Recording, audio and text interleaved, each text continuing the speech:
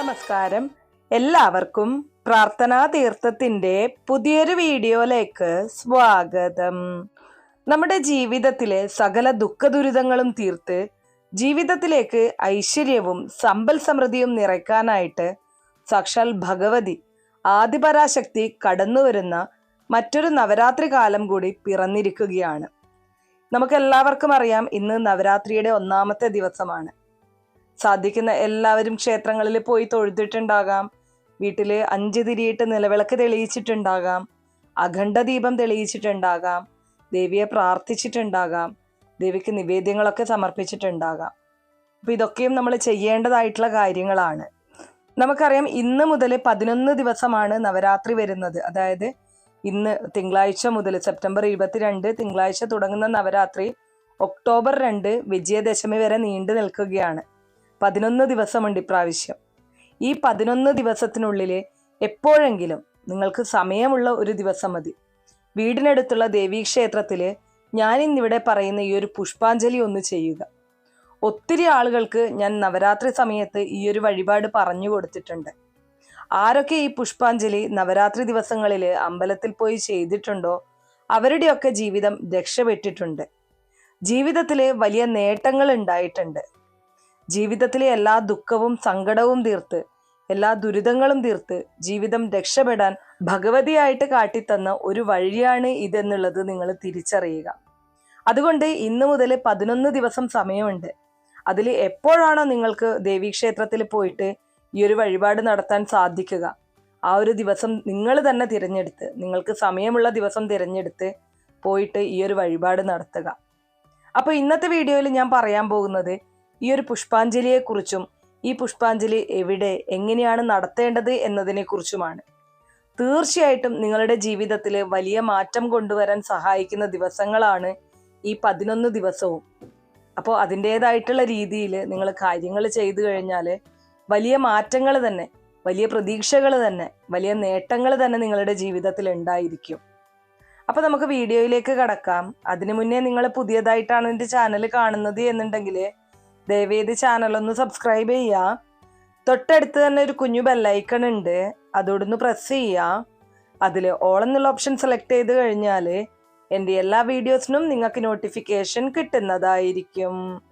ഈ പുഷ്പാഞ്ജലിയെക്കുറിച്ച് പറയുന്ന സമയത്ത് എനിക്ക് ആദ്യം തന്നെ നിങ്ങളോട് പറയാനുള്ളത്, അല്ലെങ്കിൽ ഈ ഒരു വഴിപാടിനെ കുറിച്ച് നിങ്ങൾ മനസ്സിലാക്കേണ്ട കാര്യം, നിങ്ങൾക്ക് ഈ ഒരു വഴിപാട് അല്ലെങ്കിൽ ഈ ഒരു പുഷ്പാഞ്ജലി രാവിലെയും വൈകിട്ടും നടത്താവുന്നതാണ്. നിങ്ങളുടെ വീടിനടുത്തുള്ള ദേവീക്ഷേത്രത്തിൽ നിങ്ങൾക്ക് രാവിലെ സാധിക്കുമെങ്കിൽ രാവിലെ നടത്താം. അതല്ല വൈകിട്ടാണ് നിങ്ങൾക്ക് സാധിക്കുന്നത് എന്നുണ്ടെങ്കിൽ വൈകിട്ട് നടത്താം. ഇന്ന സമയം തന്നെ ചെയ്യണമെന്ന് ഒരു നിർബന്ധവുമില്ല. ഇനി ഏത് ദേവീക്ഷേത്രത്തിലും നടത്താവുന്നതാണ്. നിങ്ങളുടെ വീടിനടുത്തായിട്ട് ഏത് ദേവീക്ഷേത്രമാണോ ഉള്ളത്, ദുർഗാദേവി ക്ഷേത്രമാണോ, അല്ലെങ്കിൽ ഭദ്രകാളി ദേവി ക്ഷേത്രമാണോ, ശ്രീപാർവതി ക്ഷേത്രമാണോ, മഹാദേവി ക്ഷേത്രമാണോ, മഹാകാളി ക്ഷേത്രമാണോ, എന്നിങ്ങനെ ഏത് ദേവീഭാവത്തിലുള്ള ക്ഷേത്രത്തിലും ഈ ഒരു വഴിപാട് നടത്താവുന്നതാണ്. നിങ്ങൾ ഈ ഒരു വഴിപാട് നടത്തി കഴിഞ്ഞാൽ അച്ചിട്ടായിട്ടുള്ള കാര്യമാണ്, ആ ഒരു വീട്, ആ ഒരു കുടുംബം, ആ കുടുംബത്തിലുള്ള ഓരോരുത്തർക്കും അതിൻ്റെ അനുഗ്രഹം ഉണ്ടായിരിക്കും. ആ കുടുംബം മുഴുവൻ രക്ഷപ്പെടുന്നതായിരിക്കും. ഒരു വർഷത്തെ ഫലമാണ്. അതുകൊണ്ട് ആരും തന്നെ നിസ്സാരമായിട്ട് തള്ളിക്കളയരുത്.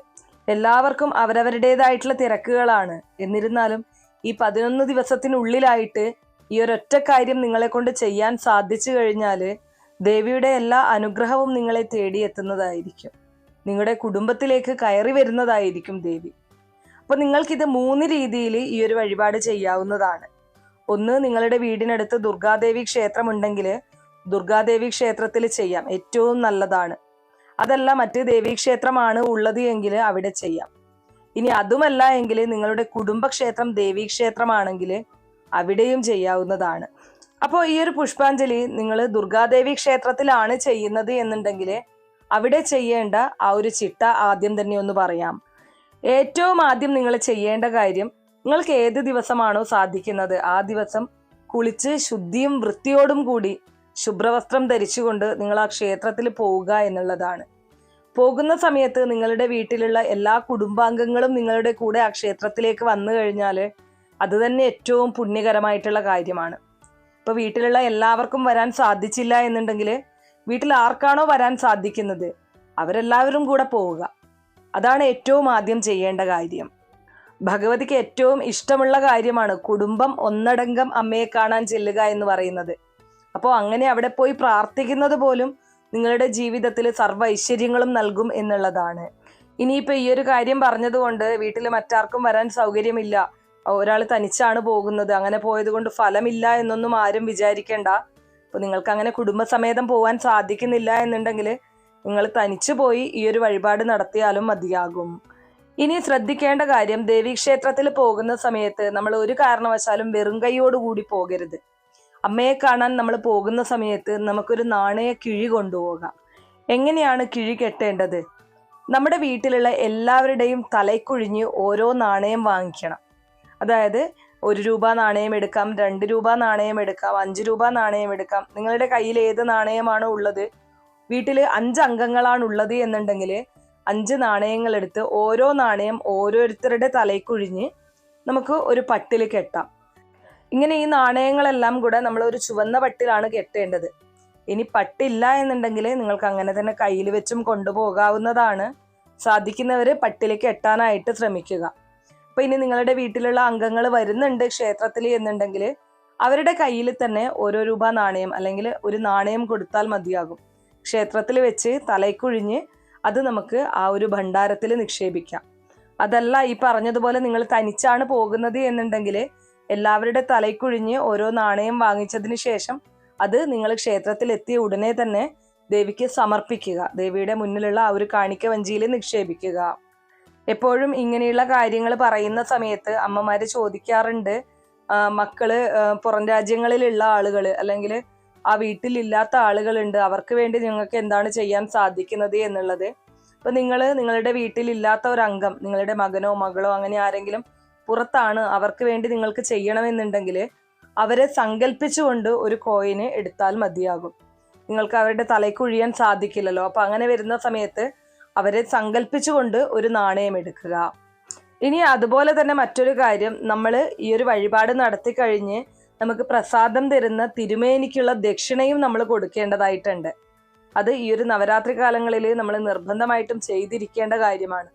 നമ്മൾ എന്തൊരു വഴിപാട് നടത്തി കഴിഞ്ഞാലും നമുക്ക് പ്രസാദം തരുന്ന സമയത്ത് ആ തിരുമേനിക്ക് ദക്ഷിണ നൽകുക എന്നുള്ള കാര്യം വളരെ പ്രധാനപ്പെട്ടതാണ്. അതാരും തന്നെ മറന്നു പോകാനായിട്ട് പാടുള്ളതല്ല. ഇനി നമ്മൾ ക്ഷേത്രത്തിൽ എത്തിക്കഴിഞ്ഞാൽ നമ്മൾ എന്ത് പുഷ്പാഞ്ജലിയാണ് ചെയ്യേണ്ടത്? ദുർഗാദേവി ക്ഷേത്രത്തിൽ എത്തിക്കഴിഞ്ഞാൽ നമ്മൾ ചെയ്യേണ്ട പുഷ്പാഞ്ജലിയാണ് ത്രിശതി പുഷ്പാഞ്ജലി അല്ലെങ്കിൽ ത്രിശതി അർച്ചന എന്നൊക്കെ പറയും. ഇതാണ് നമ്മൾ അവിടെ പോയിട്ട് കഴിപ്പിക്കേണ്ടത്. നിങ്ങളുടെ പേരും നാളും പറഞ്ഞുകൊണ്ട് ത്രിശതി പുഷ്പാഞ്ജലി അല്ലെങ്കിൽ ത്രിശതി അർച്ചനയാണ് ഷീട്ടാക്കേണ്ടത്. നിങ്ങളുടെ വീട്ടിലെ ഗൃഹനാഥന്റെയോ ഗൃഹനാഥയുടെയോ പേരിൽ നിങ്ങൾക്കിത് ഷീട്ടാക്കാവുന്നതാണ്. വീട്ടിലുള്ള ഒരാളുടെ പേരിൽ മാത്രം ഇത് ഷീട്ടാക്കിയാൽ മതിയാവും. ഈ ഒരു വഴിപാട് വീട്ടിലുള്ള ഒരംഗത്തിന്റെ പേരിൽ കഴിപ്പിച്ചാൽ മാത്രം മതി. അതിൻ്റെ ഒരു ഐശ്വര്യം ആ വീട്ടിലുള്ള എല്ലാവരിലും ഉണ്ടാകും എന്നുള്ളതാണ്. ഇനി ഇതോടൊപ്പം തന്നെ നിങ്ങൾ ചെയ്യേണ്ട മറ്റൊരു കാര്യം, ദേവിക്ക് ഒരു രക്തഹാരം കൂടെ സമർപ്പിക്കണം. എന്താണ് രക്തഹാരം എന്ന് പറയുന്നത്? ചുവന്ന പൂക്കൾ കൊണ്ടുള്ള ഹാരം, മാല ദേവിക്ക് സമർപ്പിക്കണം. അപ്പോൾ എന്തൊക്കെയാണ് ചെയ്യേണ്ടത്? ത്രിശതി പുഷ്പാഞ്ജലി അല്ലെങ്കിൽ ത്രിശതി അർച്ചന, ഒപ്പം ഒരു രക്തഹാരം ദേവിക്ക് സമർപ്പിക്കുക. ഈ 2 കാര്യങ്ങൾ നിങ്ങൾ ചെയ്തു കഴിഞ്ഞാൽ ഈ ഒരു നവരാത്രി മുതൽ അങ്ങോട്ട് നിങ്ങളുടെ ജീവിതത്തിൽ ദേവിയുടെ ഒരു അനുഗ്രഹം, അമ്മയുടെ ഒരു കാരുണ്യം, കടാക്ഷം എപ്പോഴും ഉണ്ടാകും. ഞാൻ ആദ്യം തന്നെ പറഞ്ഞു, 1 വർഷത്തെ ഫലങ്ങളാണ്. 1 വർഷം മുഴുവൻ നിങ്ങൾക്ക് എല്ലാ തരത്തിലുള്ള ഐശ്വര്യവും ഉണ്ടാകാൻ ഈ ഒരു കാര്യം ചെയ്യുന്നത് വഴി സാധിക്കും എന്നുള്ളതാണ്. ഞാൻ നേരത്തെ പറഞ്ഞതുപോലെ തന്നെ പുഷ്പാഞ്ജലി ഷീട്ടാക്കിയ ശേഷം നമ്മൾ ആ ഒരു പുഷ്പാഞ്ജലി നടത്തുന്ന സമയത്ത് ശ്രീകോവിലിനുള്ളിലേക്ക് നോക്കി പ്രാർത്ഥിക്കുക. ശേഷം ആ ഒരു വഴിപാടിന്റെ പ്രസാദം തിരുമേനി തരുന്ന സമയത്ത് തിരുമേനിക്ക് ദക്ഷിണ നൽകാനായിട്ട് മറന്നു പോകരുത്. ഇനി ഈ പ്രസാദം വാങ്ങിച്ചു കഴിഞ്ഞാൽ ഈ പ്രസാദം നമ്മൾ എന്താണ് ചെയ്യേണ്ടത്? അത് വാങ്ങിച്ച് നേരെ വീട്ടിലേക്ക് വരണം. മറ്റെവിടെയും പോകാനായിട്ട് പാടില്ല. നമ്മുടെ വീട്ടിലേക്ക് കയറി വന്ന് വീട്ടിൽ പൂജാമുറി ഉണ്ടെങ്കിൽ പൂജാമുറിയുടെ ഓരോരത്തായിട്ട് ഒരു സൈഡിലായിട്ട് വയ്ക്കാം. ഇനി അതല്ല പൂജാമുറി ഇല്ലാത്തവരാണ് എന്നുണ്ടെങ്കിൽ നിങ്ങൾ നിലവിളക്ക് തെളിയിച്ച് വയ്ക്കുന്നതിൻ്റെ അടുത്തായിട്ട് വയ്ക്കാം. 3 ദിവസം ഇത് അങ്ങനെ തന്നെ വയ്ക്കണം. പ്രസാദത്തിലുള്ള ചന്ദനവും കുങ്കുമവും ഒക്കെ നമുക്ക് തൊടാം. അത് അണിയുന്നത് കൊണ്ട് യാതൊരു കുഴപ്പവുമില്ല. ഈ പ്രസാദ ഇല ഉണ്ടാവുമല്ലോ, ആ ഒരു പ്രസാദ ഇലയാണ് നമ്മൾ ഇതുപോലെ പൂജാമുറിയിൽ വയ്ക്കേണ്ടത്. ഏറ്റവും ഐശ്വര്യപ്രദമായിട്ടുള്ള ഒരു കാര്യമാണത്. അപ്പോൾ ഇതാണ് ഒന്നാമത്തെ കാര്യം. ഇനി അതല്ല, നിങ്ങൾ ഭദ്രകാളി ക്ഷേത്രത്തിലാണ് ഈ ഒരു വഴിപാട് ചെയ്യാനായിട്ട് പോകുന്നത് എന്നുണ്ടെങ്കിൽ ഭദ്രകാളി അമ്പലത്തിൽ നിങ്ങൾ ചെയ്യേണ്ട വഴിപാട് ഗുരുതി പുഷ്പാഞ്ജലി എന്ന് പറഞ്ഞിട്ടുള്ള പുഷ്പാഞ്ജലിയാണ്. അപ്പോൾ നിങ്ങൾ ക്ഷേത്രത്തിൽ പോയി കഴിഞ്ഞാൽ ഗുരുതി പുഷ്പാഞ്ജലി ഷീട്ടാക്കണം. അതോടൊപ്പം തന്നെ ദേവിക്ക് ഒരു നാരങ്ങ മാല കൂടെ സമർപ്പിക്കണം. ഈ 2 കാര്യങ്ങളാണ് നിങ്ങൾ ചെയ്യേണ്ടത്. ഇനി അതല്ല, മറ്റ് ദേവീക്ഷേത്രങ്ങളിലാണ് നിങ്ങൾ പോകുന്നത് എന്നുണ്ടെങ്കിൽ, നിങ്ങളുടെ വീടിനടുത്ത് അങ്ങനെയുള്ള ദേവീക്ഷേത്രങ്ങളാണുള്ളത്, അല്ലെങ്കിൽ നിങ്ങളുടെ കുടുംബക്ഷേത്രത്തിലാണ് നിങ്ങളിത് ചെയ്യുന്നത് എന്നുണ്ടെങ്കിൽ നിങ്ങൾ ചെയ്യേണ്ട പുഷ്പാഞ്ജലി ലളിതാ സഹസ്രനാമ പുഷ്പാഞ്ജലിയാണ്. അതോടൊപ്പം തന്നെ 5 നെയ്വിളക്ക് കൂടെ ഭഗവതിക്ക് സമർപ്പിക്കുക. ലളിതാ സഹസ്രനാമ പുഷ്പാഞ്ജലിയും ഒപ്പം 5 നെയ്വിളക്കുമാണ് നിങ്ങൾ നിങ്ങളുടെ കുടുംബക്ഷേത്രത്തിലോ അല്ലെങ്കിൽ മറ്റ് ദേവീക്ഷേത്രങ്ങളിലോ ആണ് പോകുന്നത് എന്നുണ്ടെങ്കിൽ നടത്തേണ്ട വഴിപാട് എന്ന് പറയുന്നത്. അപ്പോൾ ഈ 3 ക്ഷേത്രങ്ങളിൽ, 3 തരത്തിലുള്ള ക്ഷേത്രങ്ങളിൽ നിങ്ങൾ പോയി കഴിഞ്ഞാൽ അവിടെ ചെയ്യേണ്ട വഴിപാടിനെ കുറിച്ചാണ് ഞാനിപ്പോൾ പറഞ്ഞിരിക്കുന്നത്. ഇതിൽ ഏതെങ്കിലും ഒന്ന്, നിങ്ങൾക്ക് ഏത് ക്ഷേത്രത്തിലാണോ പോകാൻ സാധിക്കുന്നത്, ഏത് ദേവീക്ഷേത്രത്തിലാണോ ഇത് ചെയ്യാൻ സാധിക്കുന്നത്, അതിനനുസരിച്ചുള്ള ക്ഷേത്രത്തിൽ പോയിട്ട് ഈ പറഞ്ഞതിൽ 3-ൽ ഏതെങ്കിലും ഒരു കാര്യം നിർബന്ധമായിട്ടും ചെയ്യുക. 11 ദിവസം സമയമുണ്ട്. ഈ 11 ദിവസത്തിനുള്ളിൽ നിർബന്ധമായിട്ടും ചെയ്യുക. അതിൻ്റെ ഒരു ഐശ്വര്യവും അനുഗ്രഹവും നിങ്ങൾക്ക് വരുന്ന ഒരു വർഷക്കാലം മുഴുവൻ നിങ്ങളുടെ ജീവിതത്തിൽ അനുഭവിച്ചറിയാനായിട്ട് സാധിക്കും എന്നുള്ളതാണ്. അപ്പോൾ ഇത്രയേ ഉള്ളൂ ഇന്നത്തെ വീഡിയോ കുറച്ചു പേർക്കെങ്കിലും ഉപകാരപ്രദമായി കാണും എന്ന് വിശ്വസിക്കുന്നു. ഇതുപോലുള്ള അറിവുകൾക്കായിട്ട് നമ്മുടെ ഈ ചാനൽ ഒന്ന് സബ്സ്ക്രൈബ് ചെയ്യുക. വീഡിയോ ഇഷ്ടമാവുകയാണെങ്കിൽ ലൈക്ക് ചെയ്യാനും ഷെയർ ചെയ്ത് മറ്റുള്ളവരിലേക്ക് എത്തിക്കാനും മറക്കരുത്. നിങ്ങൾക്ക് ഏതെങ്കിലും തരത്തിലുള്ള സംശയങ്ങളോ അഭിപ്രായങ്ങളോ നിർദ്ദേശങ്ങളോ ഇനി ഏതെങ്കിലും കാര്യങ്ങളെക്കുറിച്ച് അറിയാനുള്ള താല്പര്യമോ ഉണ്ടെങ്കിൽ തീർച്ചയായിട്ടും കമൻറ്റ് ബോക്സ് വഴി അറിയിക്കാവുന്നതാണ്. നന്ദി.